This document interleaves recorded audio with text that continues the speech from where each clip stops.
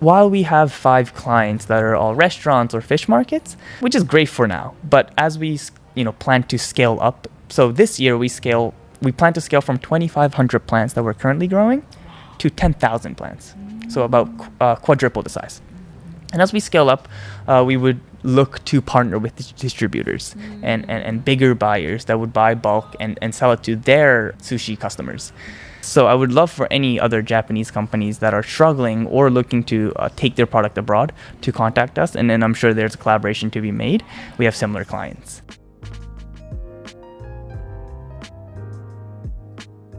I will be in America, so I'm going back and forth. I will be participating in most of Jetro's hosted events that are food exporting related. So if you could reach out to me and I could coordinate a time to meet, and a lot of Jetro's events are both in New York and in Japan, so I'll probably be joining both of them. I think that would be an event that you could find me at. So Cai Foods, I'm curious. So your business is mainly wasabi so far, but your company name is Cai Foods, right? So could you please tell us why this name? Yeah, absolutely. So we named ourselves, not Wasabi Company or Wasabi Plant Factory, but Cai Foods. And Cai in Japanese, it means new or to update something. Kaizen's Kai, same kanji. Exactly. Yep. So we named ourselves Cai Foods because we want to be a new foods company. And we don't, of course we'll start with wasabi, develop our company as a wasabi company, and that's our basis. But problem that we're solving is both the wasabi crisis as well as the vertical farming crisis. These two problems are prevalent, and that's something that we will first and foremost solve. However, we also see a bigger opportunity outside of that, which is to be a foods company for Japan. Today, I believe that Japanese companies aren't selling up to their potential.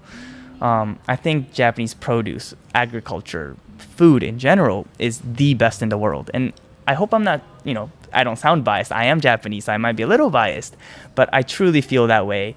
I would say, in America, for example, Italian food is more prevalent, but I think Japanese is the best cuisine. The reason why they haven't gone out is because I went to boarding school all my life, as well as college in America, and there are many Asian students, but maybe 1 or 2% of that is Japanese, even though we are, in terms of GDP, the most developed country in Asia, if you don't consider India. I guess China's there too, so I guess we're third. But, we're still a big country with not much presence globally. I think there are large companies in Japan that are unable to sell their product, which is an amazing product, up to their potential abroad. I see that as a huge opportunity as well as a problem for Japan. I want to be a company with the correct branding of Cai Foods makes the best, highest quality wasabi. And at that point, as a foods company, we hold value in having distributors, grocery stores, and restaurants as clients. We can also upsell other products as well for these Japanese companies. And we would love to start from our investors and partners, one of the wasabi companies in Japan that are already selling products abroad, but isn't selling well because their packaging just doesn't say wasabi in English, for example. You found some Japanese product packages, they don't have English. Right. They don't do localization enough. Exactly. And I would say that's a huge problem in Japan that a food company is able to solve, but maybe not a startup. Our next vision lies in us not only as a wasabi company, but one, perhaps growing other crops is a possibility. So being a food company that way, or distributing other Japanese food that also go well with our branding and really bringing the Japanese food and culture out to the rest of the world. So we, in that way, envision ourselves as a foods company.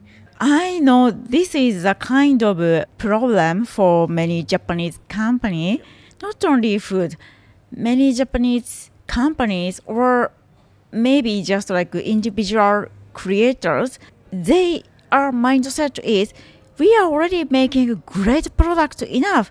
Why we have to do branding or like research the local customer? Yeah, and I know some companies, spend millions on marketing, and that's fine. But I think it might not be millions well spent, in my opinion, because the people that they're going out to also don't understand American culture too well. I think there's just not many Japanese people here in general that understand the local culture. So these big companies working with, other big companies that might proclaim that they understand the culture, but might not actually understand the American culture. So yeah, as a company that have a footprint in the US and existing outlets to distribute, we see our potential to grow and scale that way. You are right, Shun. So, once we made a great evidence to succeed to sell our product consistency continuously using the localization and correct branding to get US customers, so that utilize this evidence, you can ask to the old-fashioned traditional Japanese sake company or other food companies. Yep, absolutely, exactly. These are high-end restaurants and high-end grocery stores that are interested in Japanese as a brand, if that makes sense. Japan has a brand in itself. If you say this is from Japan, whether that be candy or alcohol or even a pencil, it's already perceived and is trusted as a product. Japan has this great national branding abroad, right? If I say I'm from Japan, people think I'm from the future and say, oh, are you is in your country, 50 years ahead of us, is a question I've gotten all the time from other people. So I think we should be able to leverage this brand image that we have as a country. And, and our product is also amazing. Combining these two, I think, will produce something great and an opportunity for the country itself. It's Japanese word. We say もったいない. Yeah. Oh, this is a great product, but no one knew it. So もったいない. Don't waste over this opportunity like this. Absolutely. I used to bring back a suitcase full of Japanese candy and Japanese noodles and Japanese pens and pencils and even cosmetics for some of my friends, because they said, hey, the Japanese products are too good, and once I started using it, I can't go off of it. So can you please go home and buy me more? And there are hundreds of products like that out there in this country that isn't being utilized. Yeah. So I think that's an opportunity that we see as a company taking advantage of in the future. What is the next milestone? I would say could you please tell us the 1 year milestone? Absolutely. So one milestone is cultivation. So being able to harvest healthy wasabi at about 10 months to be about 100 grams. That is our milestone. That is our goal. We're about 4 months into our cultivation. It's growing faster than we expected, actually. So it's going well so far. But for the next 6 months, we don't know what's going to happen while we have clients waiting for us to try our wasabi. So one milestone is cultivation, and we are truly focused there. We have 2 full-time employees that are, at our Michigan facility every single day taking care of the plants. And I will be joining them in a month or so. And I'll be a farmer up in Michigan as well. So cultivation and getting to the harvest is one big milestone we have. Another milestone is the distribution aspect. So while we have 5 clients that are all restaurants or fish markets, which is great for now, but as we plan to scale up, so this year we plan to scale from 2,500 plants that we're currently growing to 10,000 plants. So about quadruple the size. And as we scale up, we would look to partner with distributors and bigger buyers that would buy bulk and sell it to their sushi customers. So meeting the right people and being introduced to these distributors, I would say, is the next milestone as well. And getting a big contract in selling bulk wasabi, I would say, is our big next step.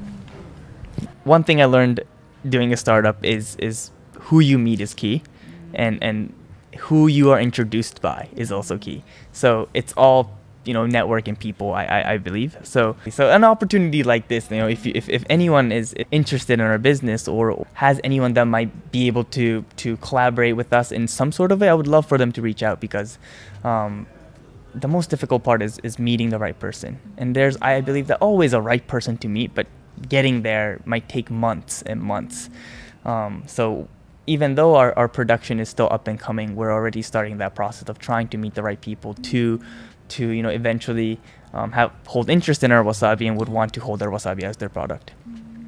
Okay, so maybe our audience also could help you. Yeah, absolutely. So specifically, what kind of company or people you are looking for? Yeah. So we already have partnerships with a few companies as well, but companies I'm looking for, Japanese companies that have any relations in food.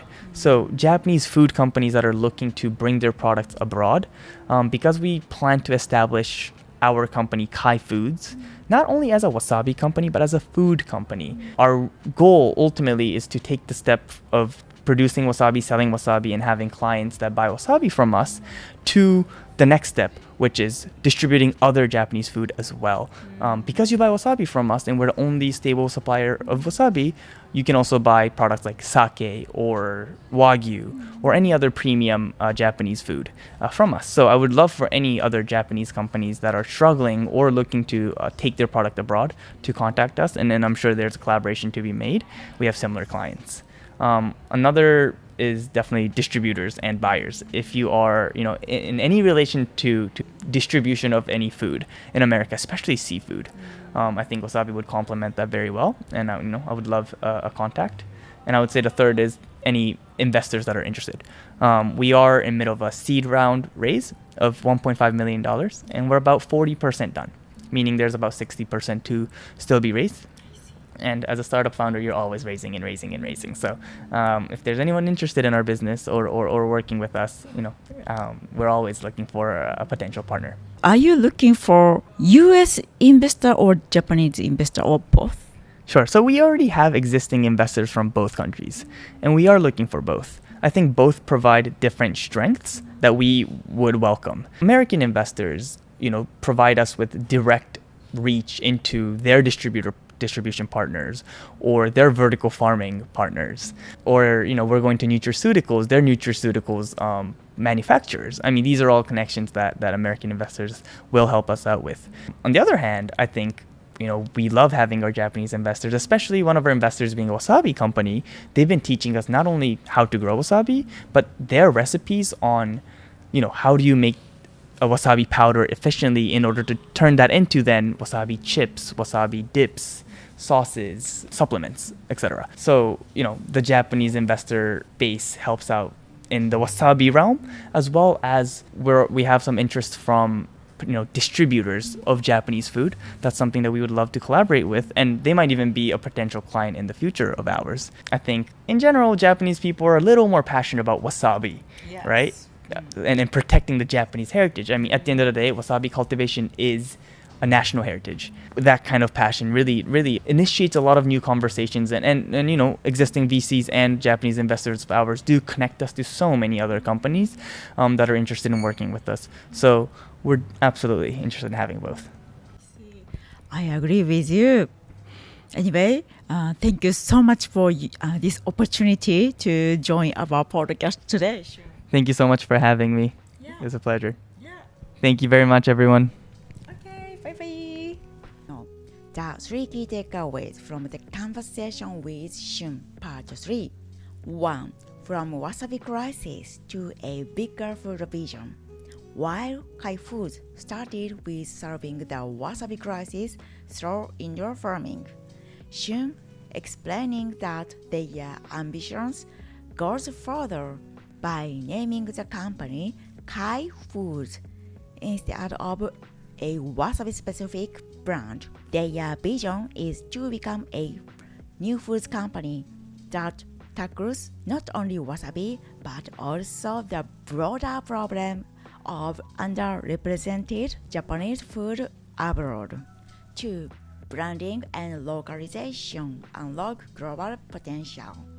Shun emphasized that Japanese products are world-class yet, because of poor branding and lack of localization. Example, packaging without English. Cai Foods aims to leverage Japan's strong national brand image, known for quality and innovation, while also applying global-ready branding and distribution. This creates opportunities to scale premium Japanese food product worldwide. 3.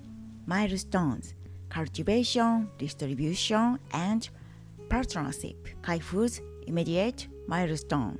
is to harvest healthy wasabi within 10 months while scaling from 2,500 to 10,000 plants. At the same time, they are focused on building distribution channels and strategic partnership with restaurants, grocery stores, Japanese food producers, and investors. Shun stressed that the right introductions and network are critical for scaling and bringing more Japanese product to global market. Okay, thank you so much for watching our episode today. We hope this conversation will help your future and career. If you like it, please subscribe us and give you a like. Okay, thank you so much. Bye bye. またね。チャオ。